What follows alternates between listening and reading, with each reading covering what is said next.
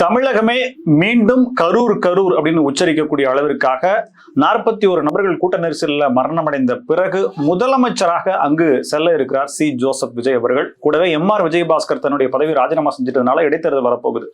அந்த இடைத்தேர்தலுடைய பிரச்சாரத்துக்கு முன்னாடி அந்த மண்ணின் மைந்தரான மிகப்பெரிய ஜாம்பவானான முன்னாள் அமைச்சர் ஐயா செந்தில் பாலாஜி அவர்களை அரஸ்ட் பண்ணுவதற்கான ஆயத்த ஏற்பாடுகளை செய்கிறார் முதலமைச்சர் அப்படின்ற மாதிரியான தகவல் வந்திருக்கு. ஆளுநருக்கும் ப்ரெஷர் போடுறார், ரிக்வஸ்ட் வைக்கிறார் அப்படின்ற மாதிரியான தகவல் கிடைச்சிருக்கு. கூடவே பார்த்தீங்கன்னா அண்ணாமலை அவர்கள் மீது தொடரப்பட்ட வழக்கு திமுகவினுடைய பொருளாளர் நாடாளுமன்ற உறுப்பினர் ஐயா TR பாலு அவர்கள் வாபஸ் பெற்றிருக்கார். ஐயா அப்படின்னா அவரு சொன்னதெல்லாம் உண்மைங்களா, ஒத்துக்கிறீங்களா அப்படின்ற மாதிரிலாம் நீங்க கேட்கக்கூடாது. இன்னொரு பக்கம் பார்த்தீங்கன்னா தமிழ் கடவுள் முருகன் இப்போ திரைப்படங்கள் சர்ச்சையாகி இருக்கு. ஆனா ஒரு திரைப்படத்தினுடைய போஸ்டரை இப்போ தமிழ்நாடே அட்டென்ஷன் சீக்கிங்ல இருக்கக்கூடிய அளவிற்காக பிரச்சனைகள் வந்திருக்கு. முருகன் தமிழ் கடவுள் இல்ல, நார்த் இந்தியாவிலிருந்து வந்தவர் அப்படின்ற மாதிரி பொருள்படும்படியாக சில சர்ச்சைக்குரிய கருத்துக்களை தாய்மொழியான தமிழை பூர்வீகமாக கொண்ட, ஆந்திராவை பூர்வீகமாக கொண்ட ஜூனியர் NTR அவர்கள் தன்னுடைய திரைப்படத்துல போட்டிருக்காரு. இது இன்னும் எவ்வளவு பேர் வரிஞ்சு கட்டிட்டு போக போறாங்கன்றதுல இதை தாண்டி ஏவா வேலு ஐயா நடத்திய பிரைவேட் பேங்க், அவர் இருந்த 5 ஆண்டுகள்ல வாங்கிய பணத்தை எப்படியெல்லாம் பெட்டியில போட்டு அடக்கி வச்சார் அப்படின்ற மாதிரியான செய்திகள் ரொம்பவே ஓடிட்டு இருக்கு. கூடவே கிட்டத்தட்ட சில 1000 கோடி அளவுக்கு கருப்பு பணம், கள்ளப்பணம் சேர்த்து இருக்கிறார் அப்படின்ற மாதிரியான தேசிய ஊடகத்திலையும் தகவல் வெளியாக இருக்கு. இதை பத்தி எல்லாம் முழுமையா பேசலாம். வணக்கம், இது தமிழ் 3 டாட்ஸ். நான் ராமகிருஷ்ணன்.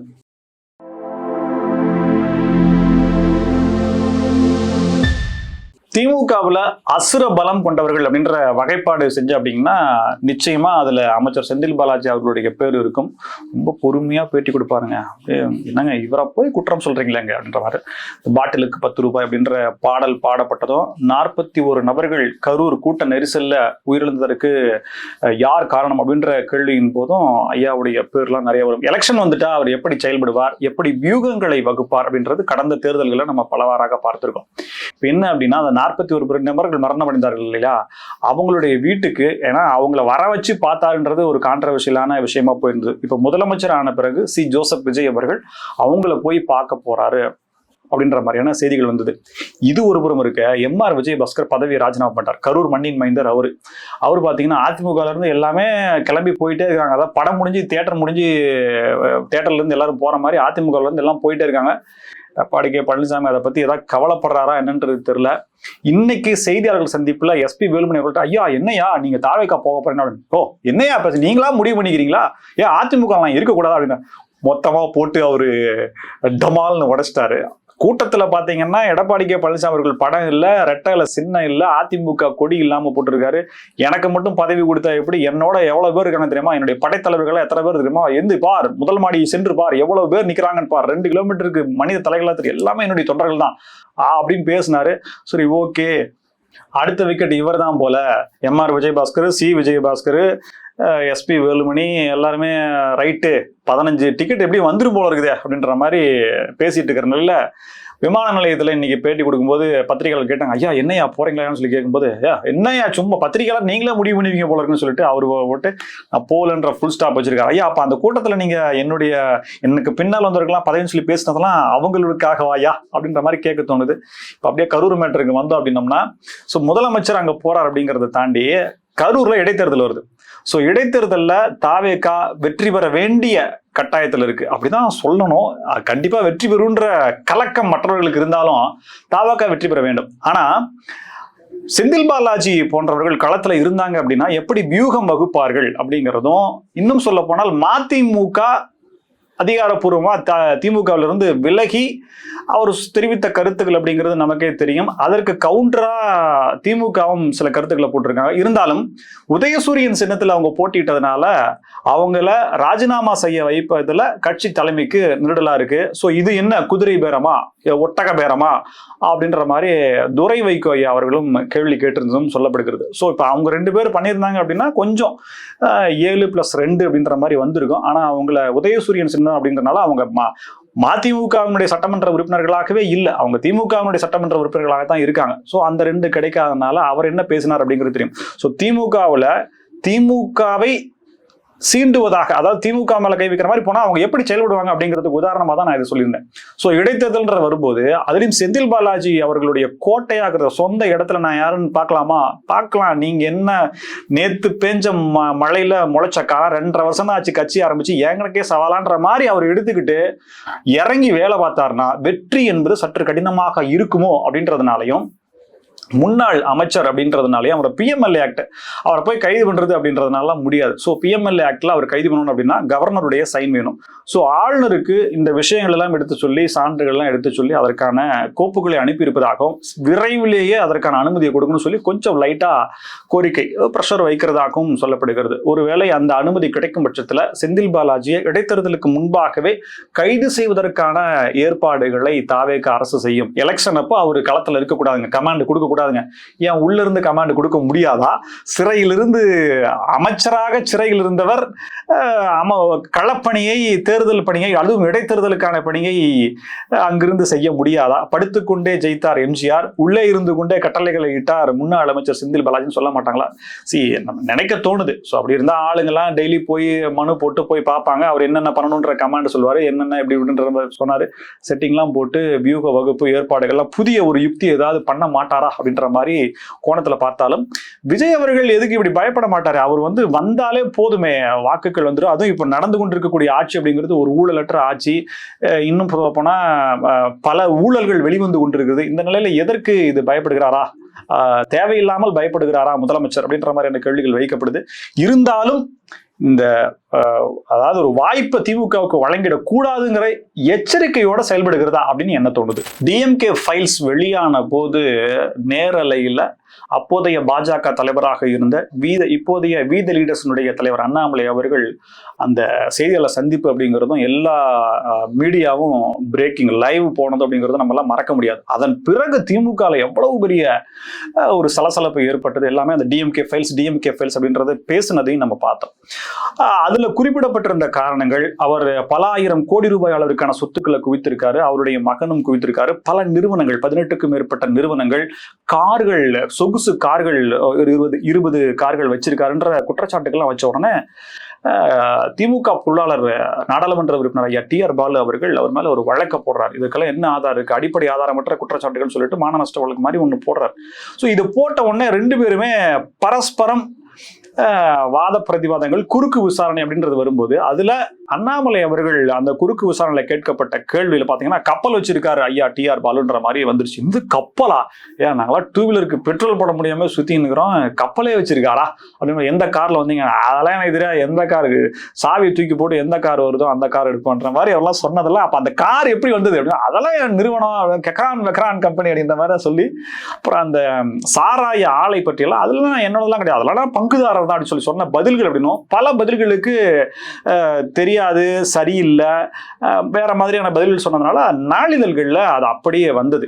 ஸோ இது ரொம்ப டேமேஜா போயிட்டு இருந்தது. இதை தாண்டி திமுக அப்போ ஆளுங்கட்சியா இருந்தது, அதனுடைய இம்பாக்ட் ரொம்ப வீரியமா இருந்தது. பாஜகவினுடைய தலைவராக அண்ணாமலை இருந்தார். இப்போ எல்லாமே சீன் மாறிடுச்சு. பாஜகவில இருந்து அண்ணாமலை வந்துட்டார். அவர் வீத லீடர்ஸ்ன்றது தனி பயணத்தை நோக்கி சென்று கொண்டிருக்கிறார். 18 கிட்டத்தட்ட 19 வந்துருச்சு அதனுடைய உறுப்பினர்களுடைய எண்ணிக்கை. அவர் ஒரு மாதிரி க்ரோயிங்ல இருக்காரு. ஆர்கானிக்கா போகுதுன்னு தான் நான் நினைக்கிறேன். ஏன்னா பணம் கொடுத்து பெறுவதாக இருந்தால் இவ்வளவு லேக் ஆக வேண்டிய அவசியம் இல்லை. பாஜக தமிழக தலைவர் நயினா நாகேந்திரன் குற்றம் சாட்டி இருந்தார் அல்லவா, நானும் உயர்த்தி காட்டட்டா, நானும் இந்த மாதிரி பண்ணி காட்டட்டா அப்படின்றாரு. சரி, பாஜகவில் இருந்தவர்கள் எல்லாருமே, இப்ப இருக்கிறவர்கள் எல்லாருமே அண்ணாமலை அவர்களை குற்றம் சாட்டுகிறார்கள். ஆனால் உண்மை என்ன அப்படின்றத பத்திரிகையாளர்கள் நம்மளும் பார்க்கிறோம். ஸோ இதுல திமுகவும் ஆளுங்கட்சி அப்படின்றதுல இருந்து முதலமைச்சரே தோற்று வெளியில் இருக்கா அப்படின்றதும், ஸோ எதிர்கட்சி ஆயிடுச்சு அப்படிங்கிறதும் இதா இருக்கு. சீன்லாம் மாறினதுனால அந்த வழக்கை டிஆர் பாலு ஐயா வாபஸ் பெற்றிருக்காரு. ஸோ இது வாபஸ் பெற்றார் அப்படின்னா வழக்கு போட்டாங்க, திரும்ப வாங்கிட்டாரு அப்படின்றது மாதிரி முடியுது இல்லை. அப்ப அண்ணாமலை அவர்கள் வைத்த குற்றச்சாட்டுகள் எல்லாம் நீங்க ஒப்புக்குறீங்களா அப்படின்ற கேள்வி கூடவே வருது. நீதிமன்றம் தானாகவே இதற்கான அதுல இருக்க ஷரத்துக்கள் இருக்கக்கூடிய உண்மைகள் என்ன அப்படின்றத ஆராய்வதற்கான முன் ஒரு வழக்க பதிவு செய்யணும் அப்படின்ற மாதிரியான கோரிக்கைகள் முன்வைக்கப்படுது. அண்ணாமலை அவர்கள் கூறிய குற்றச்சாட்டுகளை உண்மை இருப்பின் அதற்கான நடவடிக்கை எடுக்கணும் அப்படின்ற மாதிரியும் கோரிக்கைகள் வைக்கப்படுது. இருந்தாலும் அவர் வழக்க திரும்ப பெற்றிருப்பதாகவும், இன்னும் சொல்லப்போனா அண்ணாமலை அவர்கள் வெளிநாடு செல்ல இருக்கிறார். அண்ணாமலை அவர்கள் வெளிநாடு செல்ல இருக்கிறார். அங்கு சில நிகழ்வுகளை, வெளிநாடு வாழ் தமிழர்கள் நிகழ்ச்சிகளில் கலந்து கொண்டு வந்த பிறகு ஒரு ஆப் ரிலீஸ் பண்ண போறார். வி தி லீடர்ஸ்க்கான ஒரு ஆப் ரிலீஸ் பண்ண போறாரு. ஸோ கூடிய விரைவில் அவர் கட்சி ஆரம்பிப்பதற்கான அறிவிப்பு அப்படிங்கிறது வருவதாகவும் சொல்லப்படுகிறது. இந்த நிலையில சமீபத்தில் நிதி அமைச்சர் நிர்மலா சீதாராமன் அவர்கள் வந்திருந்தாங்க இல்லையா, அவங்க பிரைவேட்டா கொஞ்சம் தனக்கு தெரிந்த நபர்கள்ட்ட ஏன் பாஜகவில இருந்து அண்ணாமலை அவர்கள் பின்னாடி போறாங்க, இங்க இருக்கிற மைனஸ் என்ன, அண்ணாமலை அவர்கள் இருக்கிட்ட இருக்கிற பிளஸ் என்னன்ற மாதிரியான விஷயங்களை நிறைய அறிக்கைகளா வாங்கியிருக்காங்க போல இருக்கு. இதுக்கு இடையில டெல்லி தலைமை அண்ணாமலை அவர்கள்ட்ட பியூஷ் கோயல் அவர்கள் மூலியமாக பேசியிருப்பதாகவும் சொல்லப்படுகிறது. என்ன அப்படின்னா, உங்களுடைய அந்த என்ன அர்ப்பணிப்பு அப்படிங்கிறத யாருமே சந்தேகப்படல, உங்களுடைய பலம் என்ன அப்படிங்கிறதும் யாருமே கொஸ்டின் பண்ணல. ஆனா நீங்க நான் தான் பலம்னு சொல்லி நினைக்கிறீங்க பாத்தீங்களா, எந்த தலைமையா இருந்தாலும் அப்படித்தானே இருக்கும். சோ நீங்க வெளியில போறேன்னு சொன்ன போது தலைமை பரவாயில்ல, உங்களை போல எங்களுக்கு 1000 பேர் அப்படின்ற மாதிரி நினைச்சுதான் அவங்க சொல்லியிருக்காங்க. சோ நீங்க மீண்டும் பாஜகவுக்கு வரணும்ன்ற கோரிக்கையை வைத்து அதற்கான முயற்சிகள் எடுத்ததாகவும் சொல்லப்படுகிறது. ஆனா அண்ணாமலை அவர்கிட்டயே பதில் சொல்லிட்டாராமா, திரும்பவும் பாஜகவுக்கு வருவது அப்படிங்கிறது இல்ல, வெற்றியோ தோல்வியோ இது என்ன வேணா நடக்கட்டும், நான் பாத்துக்கிறேன் அப்படின்ற மாதிரி சொல்லி பதிலை சொல்லிவிட்டார் அப்படின்ற மாதிரியான தகவலும் கிடைச்சிருக்கு. ஸோ அண்ணாமலை அவர்கள் கூடிய விரைவில் அந்த 50 லட்சம்னு சொன்னாரு, ஒருவேளை அதற்கு முன்பே கூட கட்சியை ஆரம்பிப்பதற்கான வாய்ப்புகள் அப்படிங்கிறதும் இருக்கு. தகவல்கள் அப்படிதான் வந்து கொண்டிருக்கு. ஐயா TR பாலு அவர்கள் கரூர்ல மையப்பகுதியில் நடத்தி வந்த ஒரு தனியார் பேங்க் அப்படிங்கறதுதான் பேசுபொருளா இருக்கு. 2 நாட்களுக்கு முன்னாடியே புதிதாக தொடங்கப்பட்ட ஒரு யூடியூப் சேனல் ஆதாரப்பூர்வமா ஒரு பெரிய டாக்குமெண்ட்ரி போல இந்த விஷயத்துல சொல்லியிருந்தாங்க. மெயின் ஸ்ட்ரீம் மீடியால எதுவுமே இந்த தகவல் வரல. ஸோ இது ரொம்ப கான்ஃபிடென்ஷியலாகவும் பெரிய பிராதாகவும் இருப்பது அப்படின்றனால நம்ம கொஞ்சம் அமைதியா இருந்தோம். இதை பத்தி எப்படா பேசுறது அப்படின்ற ஒரு தயக்கம் இருந்துச்சு. இருந்தாலும் கிராஸ் வெரிஃபிகேஷன் செக்லாம் பண்ணும்போது இது உண்மைதான். கடந்த ஆட்சியில 2021 ஒரு நிறுவனம் தொடங்கப்படுது. அந்த நிறுவனம் பக்காவா என்ன நாம்ஸோ அதன்படி ஒரு கட்டுமான நிறுவனம் போல அந்த நிறுவனம் தொடங்கப்படுகிறது. அந்த நிறுவனத்துல தமிழ்நாடு அரசின் மூலமாக பொதுப்பணித்துறையின் மூலமாக கொடுக்கப்படக்கூடிய டெண்டர் எல்லாமே அந்த நிறுவனத்தினுடைய கிளை நிறுவனங்களாகவோ அல்லது அந்த நிறுவனத்திற்கு தெரிந்த நிறுவனங்களாகவோ, அது தமிழ்நாட்டில் வேற மாவட்டங்கள் எங்க இருந்தாலுமே அவங்க மூலியமா அது பெறப்படுது. குறிப்பிட்ட ஒரு பிரவுசிங் சென்டர், ஒரு 2-3 சென்டர்ல இருந்து தான் அந்த டெண்டர்களுக்கான பதில் அப்ளை அப்படிங்கிறதும் போயிருக்கு அப்படிங்கிறது விசாரணையில தெரிய வந்திருக்கு. ஏற்கனவே பதியப்பட்ட வழக்கு ஆட்சி மாற்றத்திற்கு பிறகு இதுல ஏதாவது கிடைக்குமான்னு சொல்லி தாவேக அரசு எடுக்கும்போது பெரிய அளவுல ஆதாரங்கள் கிடைத்திருக்கிறதாகவும் சொல்லப்படுகிறது. அந்த கரூர்ல இருந்தக்கூடிய அந்த இடத்துல கிரவுண்டு, ஃபர்ஸ்ட், செகண்ட் அப்படி சொல்லி 3 ஃப்ளோர்ல ஒரு கட்டடங்க. அந்த கட்டடத்துல பாத்தீங்கன்னா கரூர் சுரேஷ் அவர்கள் தான் அந்த நிறுவனத்திற்கான ஒரு முதலாளி போல இருக்காரு. சாம்ரா இன்ஃப்ரா டெவலப்பர்ஸ் அப்படின்றதான் அந்த நிறுவனத்தினுடைய பேரு. காலையில 10:45 இருந்து மத்தியானம் ஒரு 12:30 வரைக்கும், அதுக்கப்புறம் பாத்தீங்கன்னா லஞ்ச் பிரேக்கு 3:30 இருந்து மறுபடியும் ஒரு 6:30 மணி வரைக்கும். இதுதான் டைம். நீங்க பணம் கட்டணும் அப்படின்னா இந்த டைமுக்குள்ளதான் நீங்க போகணும். எப்போ போனாலும் ஒரே கூட்டமா இருக்குமா. பணம் வாங்குறதுக்காக கிட்டத்தட்ட 10 கவுண்டர்கள் வச்சு அந்த பணத்தை வாங்குறாங்க. பேங்க் மாதிரி எண்ணி வாங்கி பக்கத்துலேயே அட்டைப்பெட்டி வச்சு அந்த அட்டைப்பெட்டியில போட்டு அந்த பில்டிங்கை விட்டு வெளியில போகாது பணம். அப்படியே ஃபர்ஸ்ட் ஃப்ளோர், செகண்ட் ஃப்ளோர்ல எல்லாம் பூரா பண்டலா பெட்டியா கேஷ், எத்தனை 1000 கோடின்னு தெரியல வாங்குறாங்க. இப்படி வாங்கக்கூடிய பணத்தை தேர்தலில் போட்டியிடுறாங்க இல்லையா, அல்லது ஒரு அவசர தேவையா யாருக்காவது தேவைப்படுது அப்படின்னா கட்சி பாகுபாடெல்லாம் கிடையாது.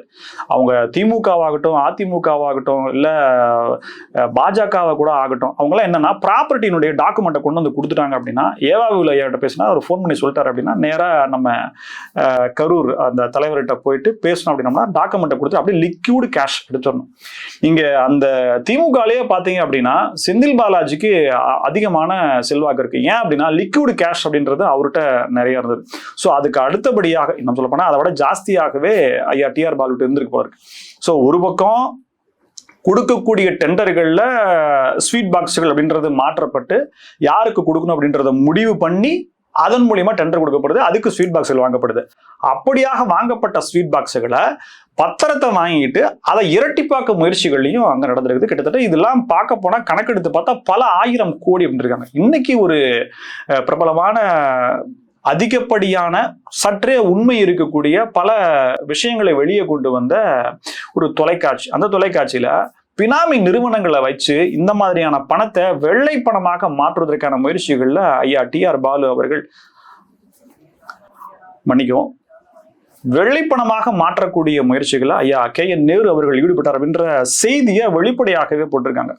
எந்த பெரிய தொலைக்காட்சிகளும் சேட்டலைட் மீடியாலையுமே அல்லது பிரபலமான நாளிதழ்களுமே இந்த செய்தி வரல. ஆனா இந்த செய்தி முழுக்க உண்மை. எப்படி அப்படின்னா, பொதுவா ஊழல்கள் வெளிச்சத்துக்கு வருது அப்படின்னா 2 முறைகள்ல வெளியில வரும். ஒண்ணு, அந்த ஊழலால பாதிக்கப்பட்ட நபர் அவர் எனக்கு இப்படி நடந்துச்சுன்னு சொல்லுவார்.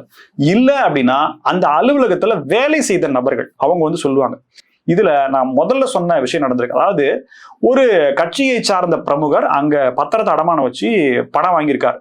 கிட்டத்தட்ட 2 வருஷமா 2.5 வருஷமா ஒரு பணம் வட்டி கட்டிட்டு இருக்காரு. அந்த வட்டியினுடைய தொகை வாங்கின தொகைக்கு மேல வந்துருச்சு. ஆனாலும் பாத்தீங்கன்னா என்ன அவர் விடமாட்டேங்கிறாரு, கரூர் சுரேஷ் விடமாட்டேங்கிறாரு அப்படின்னு சொல்லிட்டு அவங்க கொதிச்சு போய் பல ஆதாரங்களை திரட்டி வெளியில ஒரு கான்பிடண்டான நபர்கள்ட்ட கொடுத்து இப்படிலாம் நடக்குதுங்க அப்படின்ற மாதிரி இன்னும் பல ஆதாரங்களை கொடுத்துருக்காரு. ஆனா அதெல்லாம் அவங்க போடல. வெளியில கொடுத்தாங்க அப்படின்னா அது பிரச்சனையாகும், பெரிய அளவுக்கு இது போய் சேரும் அப்படிங்கிறதுனால அது சொல்லிருக்காரு. கிட்டத்தட்ட இதனுடைய மதிப்பு என்ன இருக்குன்னு பாத்தீங்கன்னா வேற லெவலுங்க. ஒரு சில 1000 கோடிகள் இருக்குன்னு வச்சுங்களேன். அது 10,000 50,000 என்னன்றது இல்லை. ஆனா 1,00,000 கோடி அளவுக்கு போறதுக்கு வாய்ப்பு இல்லை. தேர்தல் நேரத்துல முதல் குடும்பம் 10,000 கோடி ரூபாயை தேர்தல் செலவுக்காக வாங்கியிருந்ததாகவும் கைமாத்தா கேட்டதாகவும் இது திரும்ப வராதுன்னே தெரிஞ்சும் ஐயா ஏவா வேலு அவர்கள் கொடுத்ததாகவும் சொல்லப்படுது. எவ்வளவு? 10,000 கோடி. இதை தாண்டி அறிவாலயம் ஒண்ணு, அண்ணா அறிவாலயம் போல ஒரு பிரம்மாண்டமான பில்டிங் ஒண்ணு கட்டிக்கிட்டு வர்றாங்க. ஸோ அதைக்கான கட்டுமான செலவு அப்படிங்கிறதும் ஐயாவே நன்கொடையாக கட்டிட்டு வர்றதாகவும் சொல்லப்படுது. சமீபத்தில் கூட ஆய்வுக்கு போனார் முன்னாள் முதலமைச்சர் அப்படின்ற மாதிரி கருத்து சொல்லப்படுது. ஸோ ஒரு துறையில லீக்கேஜ் மூலியமாக எவ்வளவு 1000 கோடி அப்படின்றது உள்ளபடியா நம்ம என்ன சொல்றதுன்னே தெரியல. இந்த அளவிற்கான ஒரு விஷயம் வெளிவந்திருக்கு. இதுல இருக்கக்கூடிய உண்மைகள் என்ன அப்படின்றத உள்ளபடியே அறப்போர் இயக்கம் மற்றும் சில உண்மை பத்திரிகையாளர்கள் வெளியில கொண்டு வந்தாதான் சரியா இருக்கும். RRR திரைப்படம் நீங்க பார்த்திருப்பீங்க. அதனுடைய பிரம்மாண்டம், அந்த புலிக்கு பக்கத்திலேயே மூஞ்ச கொண்டு போய் வச்சுட்டு இருப்பார் பாத்தீங்களா? ஆமா, அவர் தான் ஜூனியர் NTR. அவர் அடுத்த படத்தை ஒண்ணு நடிக்கிறாரு. அவரும் ஒரு பிரபலமான இயக்குனர் திரிவிக்ரம் ஸ்ரீனிவாஸ், 2 பேருமே 2 இமய மலைகள் இணைந்து நடிக்கக்கூடிய அந்த புது படத்துக்கான போஸ்டர்கள் மற்றும் போஸ்ட் எல்லாம் வெளியில வந்திருக்கு. இந்த படத்தினுடைய அறிவிப்போ அந்த போஸ்டர் தான் இப்போ சர்ச்சையை ஏற்படுத்தியிருக்கு. இந்த படத்துக்கான பேர் பாத்தீங்கன்னா தி காட் ஆஃப் வார் அப்படின்னும் ஷண்முகடு அப்படின்னு சொல்லி தெலுங்குல. இது டெம்பரரி பேர். இதுதான் படத்துக்கான பேர் அப்படின்றது தெரியல. பட் டெம்பரரியா வச்சிருக்காங்க. அதாவது தற்காலிகமா அந்த பெயரிடப்படாத படம் சொல்லுவாங்க பாத்தியா? ஸோ இந்த படத்துக்கு இந்த பேர் இருக்கலாம், த காட் ஆஃப் வார் அப்படின்ற மாதிரி சொல்லப்படும்படியாக அந்த படத்தை தயாரித்து கொண்டு வர்றாங்க, நடிச்சுட்டும் வர்றாரு. இதனுடைய பேஸ் என்னன்னு பாத்தீங்கன்னா தமிழ் கடவுள் முருகனை மையமாக வைத்து சொல்லப்படுறாங்க. அந்த போஸ்டர்லயுமே என்ன சொல்லிருக்கு அப்படின்னு பாத்தீங்கன்னா திரிசூலம் இருக்குங்களா, அந்த திரிசூலத்துல வேல் இருக்கிற மாதிரியான போட்டு அந்த DNA போல ஒரு குறியீடுகளை வைத்து அந்த வேல் இருக்கிற மாதிரி சொல்றாங்க. ஸோ தமிழ் கடவுள் முருகனை அடிப்படையாக வைத்து தெலுங்குல இருக்கக்கூடிய ஒரு டாப் நடிகரும் இயக்குனரும் படம் எடுக்கிறாங்க அப்படின்னா ஏன் அப்படின்ற ஒரு கேள்வி வருது. கூடவே சர்ச்சைகளும் கிளம்பி வருது. இந்த சர்ச்சைக்கான கேள்வி எழுந்துட்டே வரும்போது பட தயாரிப்பு நிறுவனம் ஒரு ட்வீட்டை போடுறாங்க. அந்த ட்வீட்ல அவங்க எழுதியிருக்கக்கூடிய வாசகங்கள் அப்படிங்கிறது எல்லாரையுமே இப்போ இப்படியெல்லாம் நீங்க எதுக்கு பேசுறீங்க, என்னென்னத்தையோ பத்தி கற்பனை புனைவு கதைகளை வச்சு நீங்க படம் எடுக்கிறீங்க, கடவுள் நம்பிக்கையும் வரலாறுகளையும் ஏன் திரிபுவாதமா இப்படி சொல்றீங்க அப்படின்ற மாதிரியான கேள்விகள் எல்லார் பக்கத்துல இருந்தும் எழும்ப ஆரம்பிச்சிருக்கு. அப்படி என்ன அவர் சொன்னார் அப்படின்னா, ஹாரிகா அண்ட் ஹாசினி கிரியேஷன்ஸ் அப்படின்ற தயாரிப்பு நிறுவனம் தான் இந்த காட் ஆஃப் வார் படத்தை தயாரிக்கிறாங்க. இதனுடைய தயாரிப்பாளர் வம்சி. இவர் தான் எக்ஸ் வலைதளத்துல ஒரு பதிவை போட்டிருக்காரு. அந்த வலைதள பதிவு தான் சர்ச்சையாக இருக்கு. அது என்ன அப்படின்னா, அதுல என்ன புரிந்திருக்கக்கூடிய வார்த்தைகள் என்ன அப்படின்னா, born in the north, forged in the heartland, worshipped in the south, now a tale destined to belong to the universe. இதனுடைய பொருளாக்கம் என்ன அப்படின்றது உங்களுக்கு தெரிஞ்சிருக்கும்.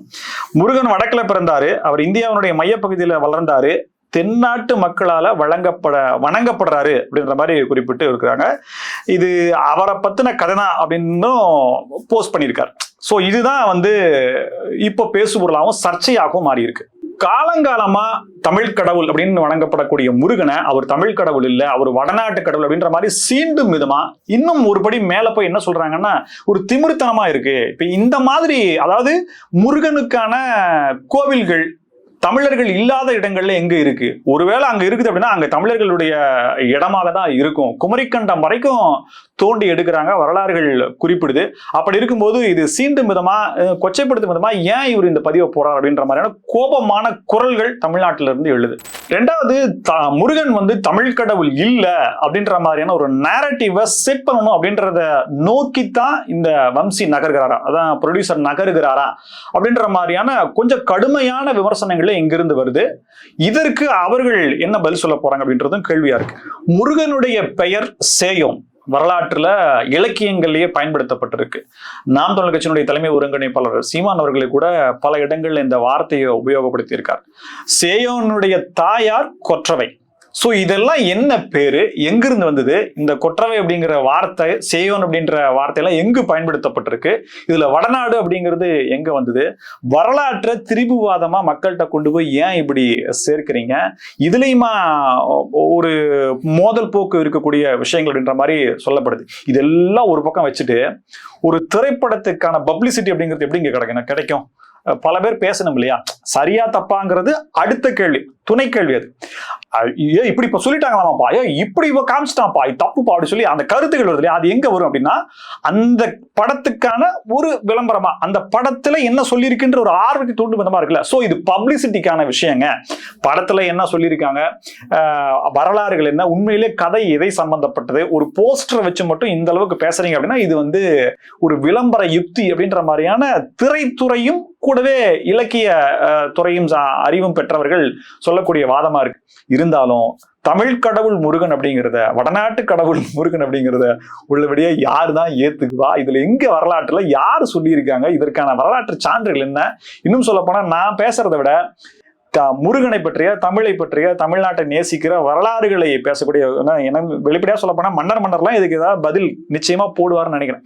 சோ அவரெல்லாம் போட்டார் அப்படின்னா இதற்கான யாருமே மறுத்து பேச முடியாத அளவுக்கான ஃபுல் ஸ்டாப் வைக்கக்கூடிய ஆதாரத்தோடு பல பதில்கள் வரலாம் அப்படின்றதான் கருத்தா இருக்கு. இந்த வீடியோல நீங்க தெரிஞ்சுக்கிட்ட தகவல்கள்ல நீங்க என்ன நினைக்கிறீங்க? கமெண்ட் பாக்ஸ்ல சொல்லுங்க. நன்றி நேயர்களே.